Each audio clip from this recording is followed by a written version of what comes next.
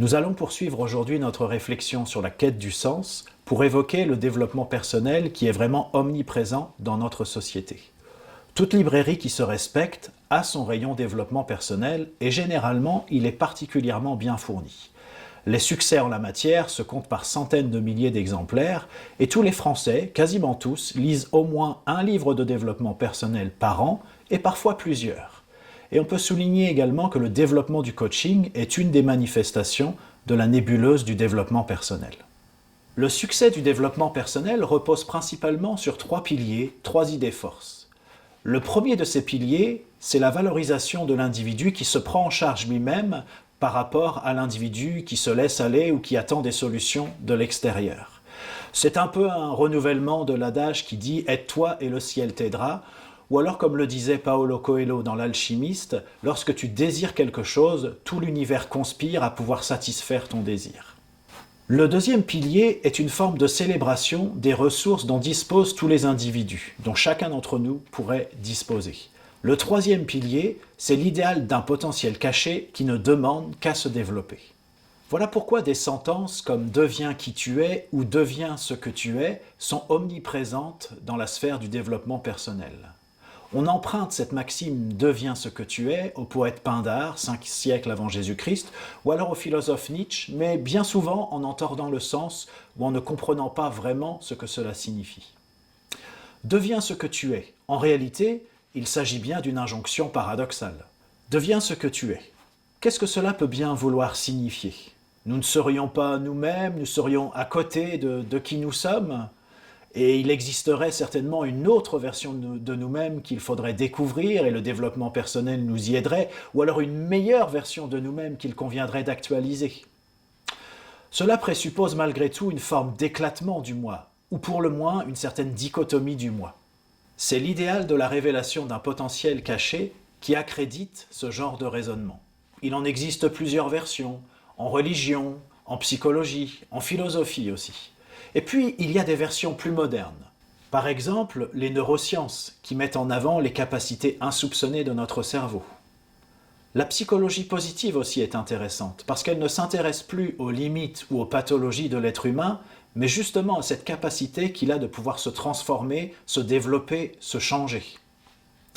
La résilience est un concept intéressant aussi, parce qu'elle transforme la souffrance en capital d'expérience personnelle.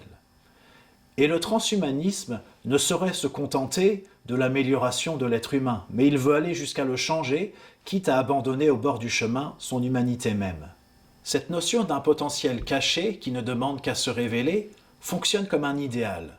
Mais comme tous les idéaux, il n'est pas certain qu'on puisse un jour l'atteindre.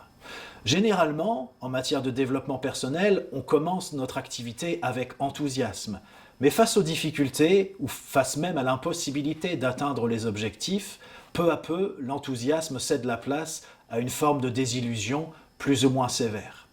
Et puis on va chercher une nouvelle recette de développement personnel et recommencer encore et encore ce cycle infernal. Le livre de Marianne Power le montre d'ailleurs très bien. Comment le développement personnel n'a pas changé ma vie. Et il faut dire que d'une certaine manière, cet idéal du moi, cet idéal de l'homme nouveau, peut s'avérer particulièrement tyrannique et contre-productif. Dans son livre Développement impersonnel, la philosophe Julia de Funès, qui est la petite-fille de Louis de Funès, pointe un autre paradoxe du développement personnel. Ce qui devrait normalement être très personnalisé, développement personnel, s'applique de manière globale et de la même manière à chacun d'entre nous.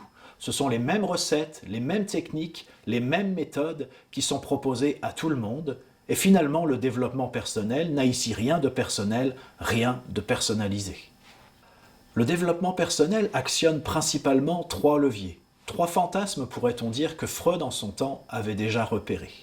Le premier est un fantasme de possession. Ça y est, enfin, je reprends ma vie en main. Le deuxième est un fantasme de réparation. Je vais enfin pouvoir réussir à faire ce que jusqu'ici je n'avais pas réussi à accomplir. Et le troisième est un fantasme de séduction. Ça y est, on va enfin savoir et connaître quelle perle rare je suis. Qui ne serait pas séduit par de telles promesses? Maintenant, une question se pose. Se développer, d'accord, mais pourquoi faire? Pour y réfléchir ensemble, je vous propose une petite fable qui est tirée des Philofables de Michel Picmal. C'est l'histoire du pêcheur et de l'homme d'affaires. Un riche homme d'affaires était en vacances en Inde. Un matin sur la grève, il aperçut la barque d'un pêcheur qui rentrait. « Oh là !» lui cria-t-il, « la pêche a été bonne !» Le pêcheur lui sourit et lui montra quelques poissons posés sur le sol de sa barque. « Oui, c'est une bonne pêche. Il est encore tôt. Je suppose que tu y retournes. »« Y retourner ?» demanda le pêcheur. « Mais pourquoi faire ?»« Mais parce qu'ainsi tu en auras plus, répondit l'homme d'affaires à qui cela semblait une évidence. « Mais pourquoi faire ? Je n'en ai pas besoin. »« Ce que tu as en plus, tu les vendras. »« Mais pourquoi faire ? Tu auras plus d'argent. »« Mais pourquoi faire ? Tu pourras changer ta vieille barque contre un joli petit bateau. »« Mais pourquoi faire ? Eh bien, avec ton petit bateau, tu pourras avoir plus de poissons. »« Mais pourquoi faire ? Eh bien, tu pourras prendre des ouvriers. »« Mais pourquoi faire ? Ils pêcheront pour toi. »« Mais pourquoi faire ? Tu deviendras riche. »« Mais pourquoi faire ? Tu pourras ainsi te reposer. » Le pêcheur le regarda alors avec un grand sourire et lui dit « C'est justement ce que je m'apprêtais à faire. » On va parfois chercher bien loin ce qui se trouve déjà tout près de nous. On effectue parfois un long et douloureux périple pour arriver à des conclusions qui, somme toute, sont assez basiques. On peut vivre plus simplement. L'appât du gain est une source de bien des tourments. C'est important de vivre en harmonie avec la nature. Il est nécessaire de prendre le temps de se reposer. André Gide disait « J'ai 1000 hommes en moi et je ne peux me résoudre à être un seul. » Et plus proche de nous, Jean-Jacques Goldman chantait il n'y a encore pas si longtemps « Vivre sans vie ». C'est caractéristique de notre époque. Il faut vivre toujours plus haut, toujours plus fort, toujours plus intensément. Mais avant de vouloir vivre 1000 ou même 100 vies, il faudrait commencer par en vivre au moins une. Et d'une certaine manière, vouloir vivre 100 vies, c'est certainement la meilleure des façons de vivre sans vie. On oublie tout simplement parfois ce qu'est véritablement la vie. Alors se développer, oui, mais pourquoi faire ? Pourquoi se développer ? Il faut que cela ait un sens, il faut qu'il y ait un but. Cela rejoint notre réflexion sur la quête du sens. Quel est le sens de la vie ? Quel est le sens de ma vie ? Pour savoir dans quelle direction je dois me développer, il faut que je puisse savoir où est-ce que je veux aller, quels sont mes objectifs de vie, quels sont les buts que je veux atteindre.